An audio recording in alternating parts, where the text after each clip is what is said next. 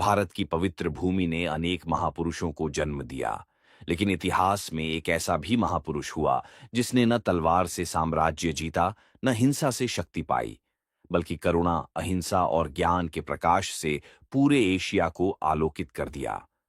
दुनिया उन्हें एक नाम से जानती है, गौतम बुद्ध, और इतिहास उन्हें कहता है एशिया का ज्योतिपुंज, लाइट ऑफ एशिया।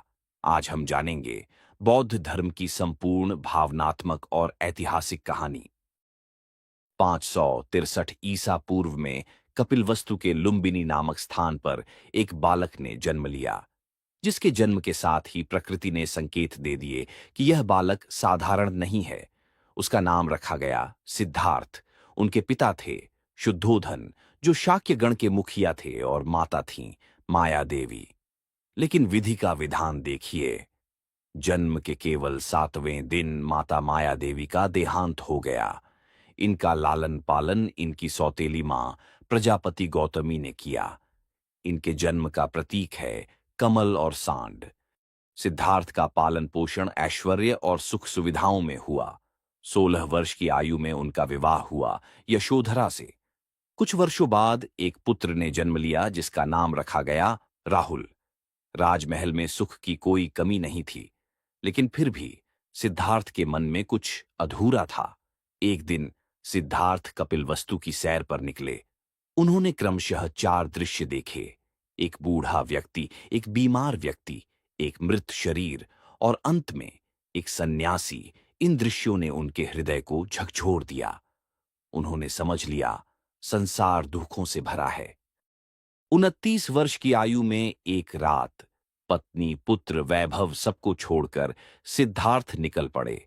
यह घटना कहलाती है महाभिनिष्क्रमण गृह त्याग का प्रतीक है, घोड़ा। अब वे राजकुमार नहीं थे, अब वे थे एक साधक। गृह त्याग करने के बाद सिद्धार्थ ने वैशाली के आलार कलाम से सांख्य दर्शन की शिक्षा ग्रहण की। आलार कलाम सिद्धार्थ के प्रथम गुरु थे। आलार कलाम के बाद सिद्धार्थ ने राजगीर के रुद्र करामपुत्त से शिक्षा ग्रहण की। उर्वेला में उन्हें मिले 5 साधक, कौंडिन्य, वप्पा, भादिया, महानामा, अस्सागी। 6 वर्षों तक भूख प्यास तपस्या, लेकिन ज्ञान नहीं मिला। तभी उन्होंने जाना, अति तप भी ज्ञान का मार्ग नहीं है। 35 वर्ष की आयु में वैशाख पूर्णिमा की रात निरंजना नदी के किनारे पीपल वृक्ष के नीचे सिद्धार्थ ध्यानस्थ हुए, और तभी अज्ञान का अंधकार टूटा। सिद्धार्थ बने बुद्ध, और वह स्थान कहलाया बोध गया। ज्ञान का प्रतीक है पीपल, बोधि वृक्ष। ज्ञान के बाद बुद्ध ने पहला उपदेश दिया सारनाथ में। इसे कहा गया धर्म चक्र प्रवर्तन। उन्होंने उपदेश दिए पाली भाषा में, ताकि सामान्य जन समझ सके। बुद्ध ने सांसारिक दुखों के संबंध में 4 आर्य सत्यों का उपदेश दिया। ये हैं दुख, दुख समुदाय, दुख निरोध और दुख निरोधगामिनी प्रतिपदा। इन संसारिक दुखों से मुक्ति हेतु बुद्ध ने अष्टांगिक मार्ग की बात कही। ये साधन है सम्यक दृष्टि, सम्यक संकल्प, सम्यक वाणी, सम्यक कर्मांत, सम्यक आजीव, सम्यक व्यायाम, सम्यक स्मृति एवं सम्यक समाधि। बुद्ध ने कहा, तृष्णा के क्षय को निर्वाण कहते हैं। निर्वाण का अर्थ दीपक का बुझ जाना, अर्थात जन्म मरण चक्र से मुक्ति। निर्वाण का प्रतीक है पद चिन्ह। बुद्ध के अनुयायी 2 भागों में विभाजित थे। पहला भिक्षुक, बौद्ध धर्म के प्रचार के लिए जिन्होंने सन्यास ग्रहण किया, उन्हें भिक्षुक कहा गया।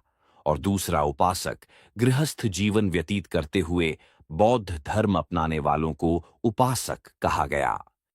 बौद्ध संघ में सम्मिलित होने के लिए न्यूनतम आयु सीमा 15 वर्ष थी।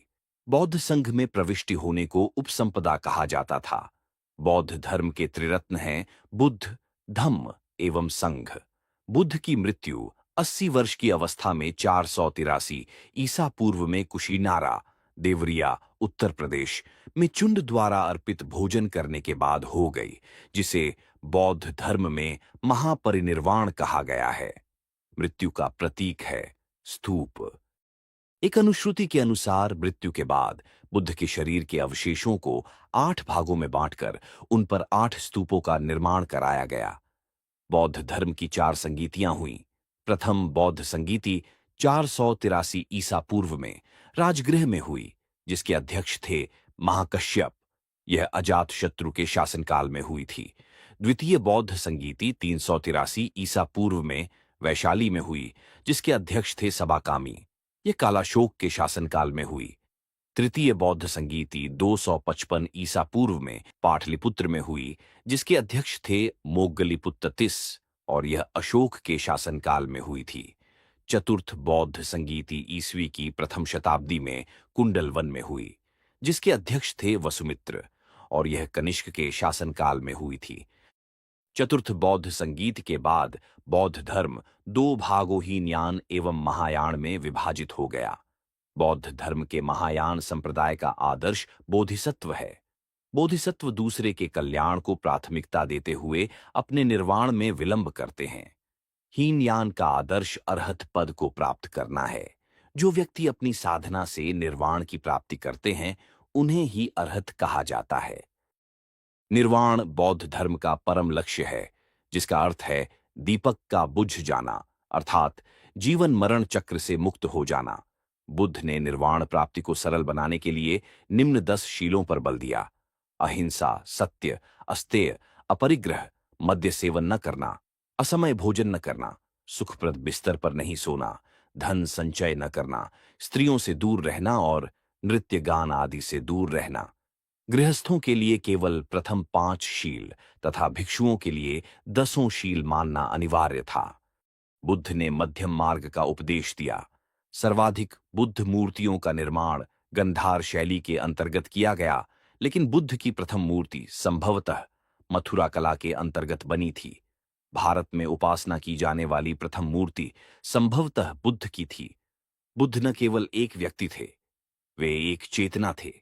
आज भी जब संसार हिंसा से थक जाता है, तो बुद्ध की वाणी गूंजती है, अप दीपो भव, अर्थात अपना दीपक स्वयं बनो। अगर आपको गौतम बुद्ध का जीवन और उनकी करुणा, अहिंसा व ज्ञान की यह कहानी मन को छू गई हो, तो कृपया इस वीडियो को लाइक करें, ताकि बुद्ध की शिक्षाएं और अधिक लोगों तक पहुंच सकें। अगर आप चाहते हैं ऐसी ही प्रेरणादायक ऐतिहासिक और आध्यात्मिक कहानियां नियमित रूप से देखना, तो अभी चैनल को सब्सक्राइब करें और बेल आइकन दबाना न भूलें।